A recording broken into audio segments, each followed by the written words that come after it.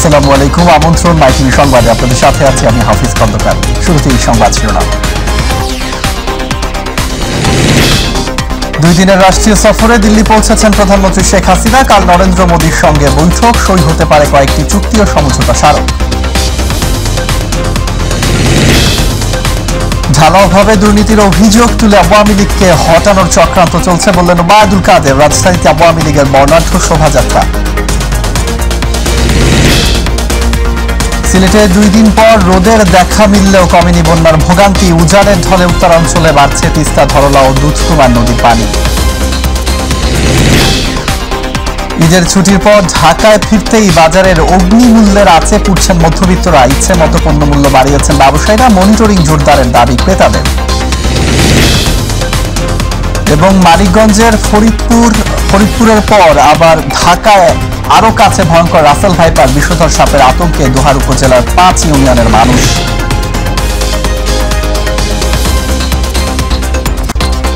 দর্শক, এতক্ষণ শিরোনাম শুনছিলেন, এবারে চলে যাচ্ছি বিস্তারিত সংবাদ।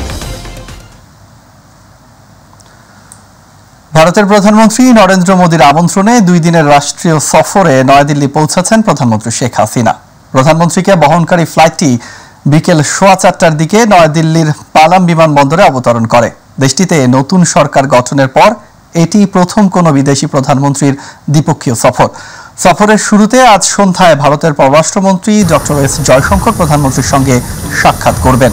আগামীকাল শনিবার প্রধানমন্ত্রীকে আনুষ্ঠানিক অভ্যর্থনা জানাবেন ভারতের প্রধানমন্ত্রী নরেন্দ্র মোদী। পরে মোদীর সঙ্গে একান্ত বৈঠক করবেন শেখ হাসিনা। এরপর হায়দ্রাবাদ হাউসে যাবেন প্রধানমন্ত্রী। এ সময় উভয় দেশের প্রধানমন্ত্রী সমঝোতা স্মারক ও চুক্তি স্বাক্ষর অনুষ্ঠান প্রত্যক্ষ করবেন। এরপর 2 প্রধানমন্ত্রী তাদের বিবৃতি দেবেন। শনিবার বিকেলে প্রধানমন্ত্রী শেখ হাসিনা সচিবালয়ে ভারতের উপরাষ্ট্রপতি জগদীশ ধনকরের সঙ্গে সাক্ষাৎ করবেন। এরপর তিনি ভারতের রাষ্ট্রপতি দ্রৌপদী মুর্মুর সঙ্গে সাক্ষাৎ করবেন। সন্ধ্যা 6টায় প্রধানমন্ত্রী বিমান বাংলাদেশ এয়ারলাইন্সের ফ্লাইটে দেশের উদ্দেশ্যে নয়াদিল্লি ত্যাগ করবেন।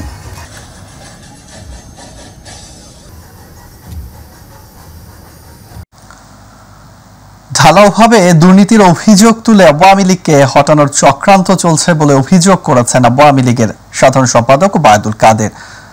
আওয়ামী লীগের 75তম প্রতিষ্ঠা বার্ষিকী উপলক্ষে আয়োজিত বর্ণাঢ্য শোভাযাত্রার উদ্বোধনী অনুষ্ঠানে এই অভিযোগ করেন তিনি। 75 পরবর্তী আওয়ামী লীগকে যারা ধ্বংস করতে চেয়েছিল সেই বিএনপি জামাত নিজেরাই এখন ধ্বংস হয়ে গেছে বলে জানান আওয়ামী লীগ নেতারা। আরো জানাচ্ছেন রাকিব হাসান। দেশের সবচেয়ে প্রাচীন ও ঐতিহ্যবাহী রাজনৈতিক দল বাংলাদেশ আওয়ামী লীগের 75তম প্রতিষ্ঠা বার্ষিকী উপলক্ষে এই বর্ণাঢ্য শোভাযাত্রার আয়োজন। রাজধানীর ইঞ্জিনিয়ার্স ইনস্টিটিউটের সামনে আয়োজিত র্যালির উদ্বোধনী অনুষ্ঠানে বিএনপি জামায়াত সাম্প্রদায়িক রাজনীতি করে দেশকে বিপদে ফেলতে চায় অভিযোগ করে অসাম্প্রদায়িক চেতনায় দেশকে এগিয়ে নিয়ে যাওয়ার কথা জানান আওয়ামী লীগের কেন্দ্রীয় নেতারা।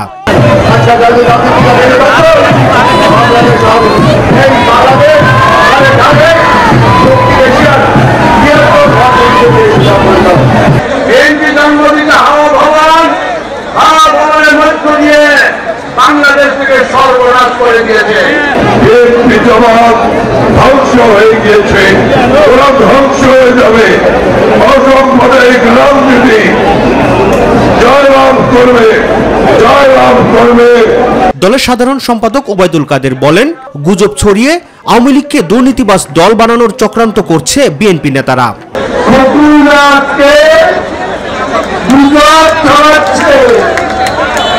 আজকে আওয়ামী লীগের বিরুদ্ধে ধারাভাবে দুর্নীতি অভিযোগ আনছে। আমি আবারও বলতে চাই, আওয়ামী লীগ জনগণের শক্তি দিয়ে শেখ হাসিনার নেতৃত্বে আওয়ামী লীগ মাথা নত করার বিএনপি আন্দোলনের নামে আবারও খুনের রাজনীতি শুরু করলে আওয়ামী লীগ তার জবাব দিতে প্রস্তুত আছে বলেও জানান ওবায়দুল কাদের। আজকে আন্দোলনের নামে যদি আবার আগুন নিয়ে মাঠে আগুন সন্ত্রাস হত্যা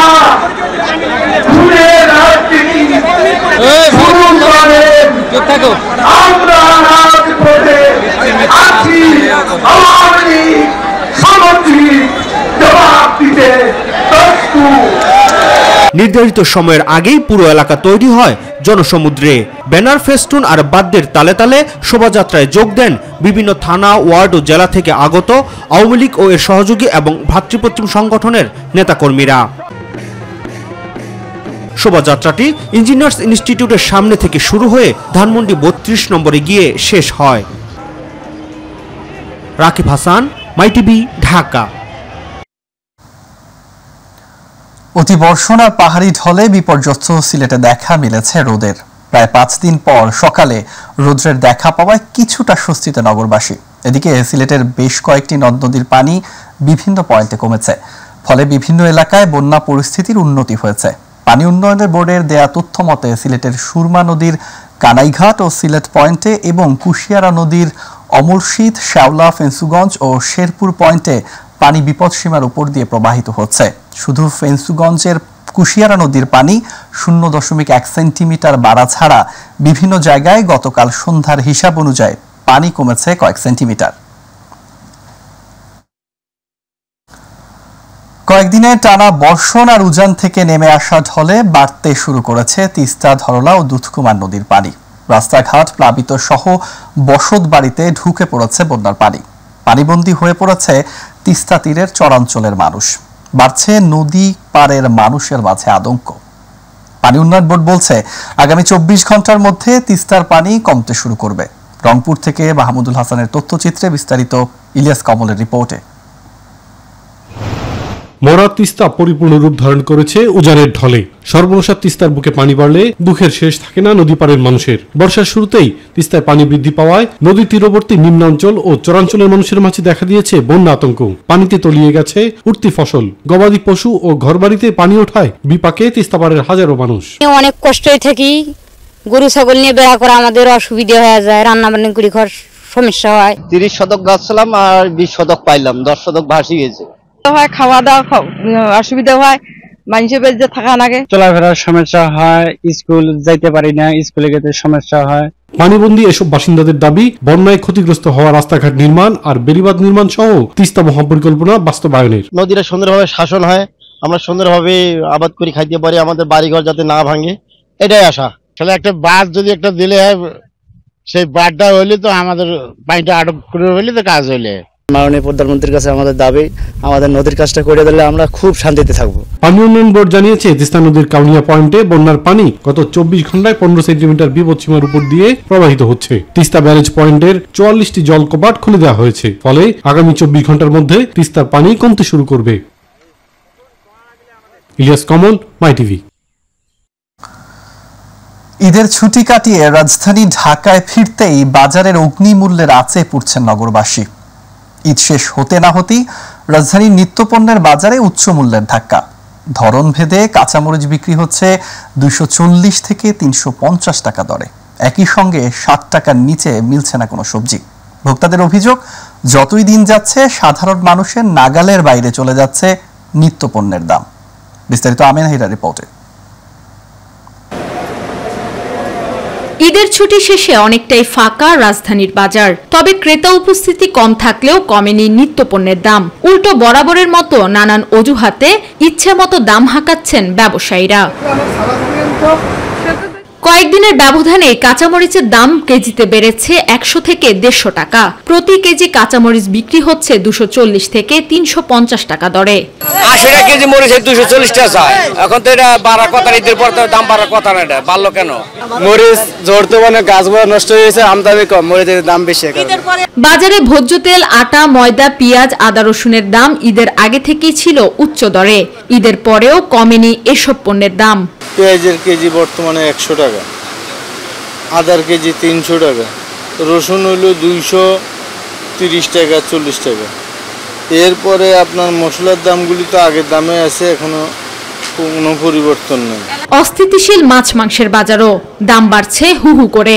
মাছ ব্যবসায়ীরা মাছের দাম কম বললেও ভোক্তারা বলছেন ভিন্ন কথা। ঈদের আগে এগুলা বিক্রি করছি 1600, 1500, আজকে বিক্রি করতেছি 1300 কেজিতে। 200-300 টাকা কেজিতে কম দাম আছে। 40-20 তো আছে। ঈদের আগে হয়তো রুই মাছটা কিনতাম 120 টাকা করে, এখন 350 টাকা করে। ব্রয়লার 180 টাকা চলতেছে, আর পাকিস্তান হচ্ছে 320 টাকা। দিনে দিনে বাজার পরিস্থিতি মধ্যবিত্তদের নাগালের বাইরে এমন অভিযোগ করেন ভোক্তারা।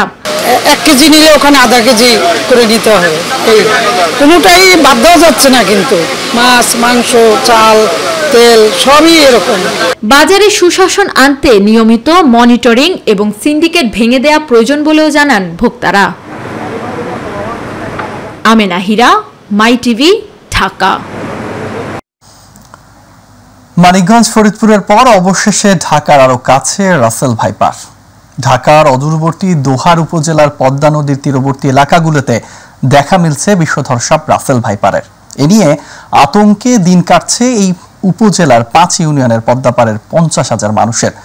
বর্ষা ও বন্যা পানিতে ভেসে বিষধর সাপ এই অঞ্চলে প্রবেশ করছে বলে মনে করছেন তারা। শামসুল ইসলাম সনেটের তথ্যচিত্রে আরো জানাচ্ছেন শামস তাবরিজ উচ্ছ্বাস।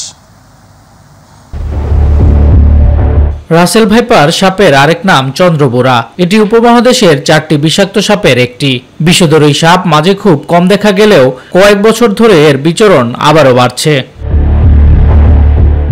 গত 1 মাসে দেশের বিভিন্ন জায়গায় দেখা গেছে রাসেল ভাইপারের। বর্ষার শুরু থেকে ঢাকার আশেপাশে মানিকগঞ্জ ও ফরিদপুরের পর ঢাকার দোহারে পদ্মা নদীর তীরবর্তী এলাকাগুলোতে দেখা মিলছে এই বিষধর সাপ। সাপটি পানিতে চলতে পারে বলে বর্ষাকালে কচুরিপাড়ার সঙ্গে বহুদূর পর্যন্ত ভেসে নিজের স্থানান্তর ঘটাতে পারে। এর মধ্যে উপজেলার নারিশা, বিলাসপুর, নয়াবাড়ি, মাহমুদপুর, মুকসুদপুর ইউনিয়নে রাসেল ভাইপারের দেখা মিলেছে। গত 1 সপ্তাহে লোকালয়ে ঢুকে একটি বাড়িতে প্রবেশের সময় স্থানীয়রা পিটিয়ে হত্যা করে বিষধর এই সাপ। এ নিয়ে আতঙ্ক বিরাজ করছে এই 3 ইউনিয়নের মানুষের মাঝে। আর এই সাপটা ধরে মারাও অনেক তাপ ব্যাপার, কারণ অনেকে স্পিরিটে আসে আর মানুষ উল্টা দাবড়া কামড় দেয়। তো এইটার আতঙ্কে আসলে আমরা সব আতঙ্কে কোন সময় কোথায় আক্রমণ করে এটা বলা যায় না। পদ্মা তীরবর্তী এলাকায় সাপের দংশনে কয়েকজনের মৃত্যু হলেও এটি রাসেল ভাইপারের কারণে কিনা তা নিশ্চিত করা যায়নি। এই বর্ষা মৌসুম এলে এটা আপনার মনে করেন যে কোনো সময় আমাদের এখানে আসতে পারে। এলাকার জন্য খুবই একটা আতঙ্কের বিষয়। অনেকেই এই আতঙ্কে আছে। সকলেই দ্রুত অ্যাকশন করে যে 2 ঘন্টার বেশি যে আক্রান্ত হয় তাকে বাঁচিয়ে রাখা সম্ভব না। এদিকে সবাইকে সতর্ক থেকে সাপে দংশন করলে ওঝার কাছে না গিয়ে সরাসরি চিকিৎসকের কাছে যাওয়ার পরামর্শ দিলেন এই কর্মকর্তা। সতর্ক অবস্থান করা, তাদেরকে আঘাত না করা এবং যদি আক্রান্ত হয়ে পড়ে তখন তাড়াতাড়ি করে আমাদের সামনে চলে আসা। কিন্তু ওঝা বাহিরের লোকের কাছে বিভিন্ন জায়গায় গেলে মিসলিড হয় এবং তারা ঝাড়ফুঁক করে নানানভাবে, আর আরেকটা আতঙ্কের মধ্যে মানুষ মারা যায়। শামস তাবরিজ উচ্ছ্বাস, মাই টিভি নিউজ ডেস্ক। ঢাকার হযরত শাহজালাল আন্তর্জাতিক বিমানবন্দরে অবতরণ করেছে প্রথম ফিরতি হজ ফ্লাইট। আজ ভোর 5:40 দিকে 417 জন হজযাত্রী নিয়ে শাহজালালে পৌঁছায় ফ্লাইটটি। তাদেরকে স্বাগত জানাতে স্বজনদের পাশাপাশি উপস্থিত ছিলেন বেবিচক চেয়ারম্যান, বিমানের এমডি সহ সংশ্লিষ্ট ঊর্ধ্বতন কর্মকর্তারা। ফুল দিয়ে বরণ করে দেয়া হয় হাজিদের। এয়ারপোর্টেই দেয়া হয় জমজমের পানি। এ সময় সরকারি ব্যবস্থাপনায় হজ নিয়ে সন্তোষ জানান তারা। বিমানের এমডি জানান, ফিরতি হজ ফ্লাইট ভোগান্তিহীন করতে সর্বাত্মক প্রস্তুতি রয়েছে। বেবিচক চেয়ারম্যান বলেন, হাজিদের যাওয়া আসার পথে সুন্দর পরিবেশ সৃষ্টি করতে পেরেছেন। 3য় টার্মিনাল চালু হলে হজ ব্যবস্থাপনা আরও সুচারুভাবে হবে।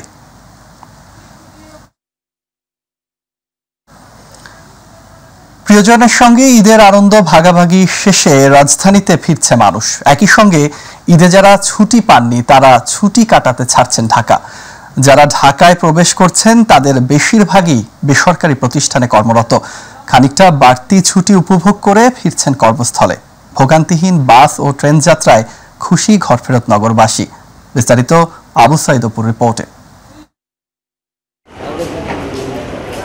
জীবিকার তাগিদে আর কর্মব্যস্ততার সময় ঘনিয়ে আসায় রাজধানীতে ঢাকা ফেরা মানুষের সংখ্যা ক্রমেই বাড়ছে। চাপ বাড়ছে বাস, লঞ্চ, ট্রেন ও আকাশপথে ঢাকামুখী মানুষের। আর যারা ঈদে আনন্দঘন মুহূর্ত ছুটি পায়নি তারা পরিবার পরিজনের সাথে ছুটি কাটাতে ফিরছেন আপন নিরে। তবে সেই সংখ্যা খুব একটা বেশি নয়। আনন্দে বেড়াতে নানা বাড়িতে যাচ্ছি, ঈদের সময় যাইতে পারছি না, এখন যাইতেছি। কমলাপুর রেলওয়ে স্টেশনে ঘরফেরা কর্মজীবীরা বলছেন, গেল 19 জুন বুধবার ঈদের ছুটি শেষে সরকারি, আধা সরকারি, স্বায়ত্তশাসিত ও বেসরকারি প্রতিষ্ঠানগুলো খুলে যাওয়ায় কর্মস্থলে যোগ দিতে ঢাকায় ফিরছেন তারা। আর এ সময় ঢাকায় ফেরা মানুষের পদভারে মুখর হয়ে ওঠে রেল স্টেশন প্রাঙ্গণ। গ্রামে চলে গেছি যে মা বাবার সাথে ঈদ করবো, এখানে পরিচিত গ্রামের সব লোকজন আছে তাদের সাথে ঈদ করবো, আর কর্মব্যস্ততার টানে আমরা আবার পেয়ে আসছি ঢাকাতেই। ছুটিতে মায়ের কাছে পরিবারের সাথে ঈদ কাটানোর জন্য, এই তো এখানে তো আর থাকা যাবে না, পড়ালেখার জন্য ছুটে আসা। ট্রেনের ফিরতি টিকিটও অনলাইনে বিক্রি হয় এবং শিডিউল বিপর্যয় না হয় বড় ধরনের কোনো ভোগান্তিতে পড়তে হয়নি যাত্রীদের। যাওয়ার সময় আমরা আগে থেকে একটু নিরাপদে গিয়েছি, আর এখন আসার সময় আমরা শান্তি শৃঙ্খলাভাবে আসছি। গেল 18 জুন মঙ্গলবার থেকেই ফিরতি ট্রেনের যাত্রা শুরু হয়েছে। ঈদের আগে ট্রেনে করে যেসব মানুষ ঢাকা ছেড়েছিলেন তাদের অধিকাংশই এখন ফিরতে শুরু করেছেন। পরিস্থিতি যাই হোক না কেন, নগরবাসী নিরাপদে পরিবার পরিজনের সাথে ঈদ আনন্দ উপভোগ শেষে যেমন ফিরেছে রাজধানী নগরীতে, তেমনই তাদের প্রত্যাশা একটাই, যেভাবে নিরাপদের ব্যবস্থাপনা করেছিল বর্তমান সরকার, সেই নিরাপদ ব্যবস্থাপনা আগামীতেও অব্যাহত থাকবে এমনটাই প্রত্যাশা ছিল ঢাকামুখী মানুষের। কমলাপুর রেল স্টেশন থেকে আবু সাইদ আপু, মাই টিভি, ঢাকা।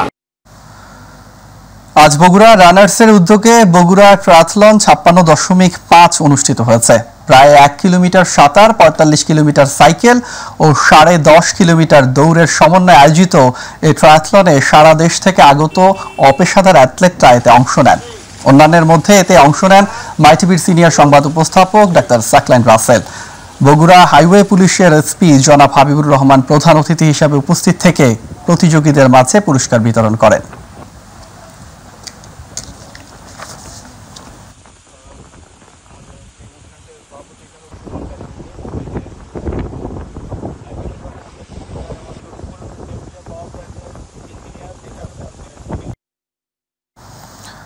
দর্শক সংবাদের একেবারেই শেষ প্রান্তে আমরা যাবার আগে শিরোনামগুলো জানিয়ে দিচ্ছি আরো একবার।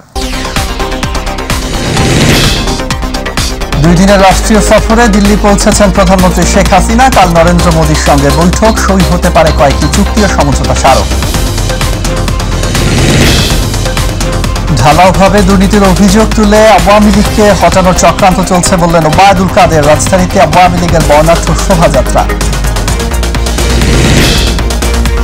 সিলেটে 2 দিন পর রোদের দেখা মিললেও কমেনি বন্যার ভোগান্তি। উজানের ঢলে উত্তরাঞ্চলে বাড়ছে তিস্তা, ধরলা ও দুধকুমার নদীর পানি। ঈদের ছুটির পর ঢাকায় ফিরতেই বাজারের অগ্নিমূল্যের আঁচে পুড়ছেন মধ্যবিত্তরা। ইচ্ছে মতো পণ্য মূল্য বাড়িয়েছেন ব্যবসায়ীরা, মনিটরিং জোরদারের দাবি ক্রেতাদের। এবং মানিকগঞ্জ ফরিদপুরের পর ঢাকার আরো কাছে ভয়ঙ্কর রাসেল ভাইপার বিষধর সাপের আতঙ্কে দোহার উপজেলার 5 ইউনিয়নের মানুষ।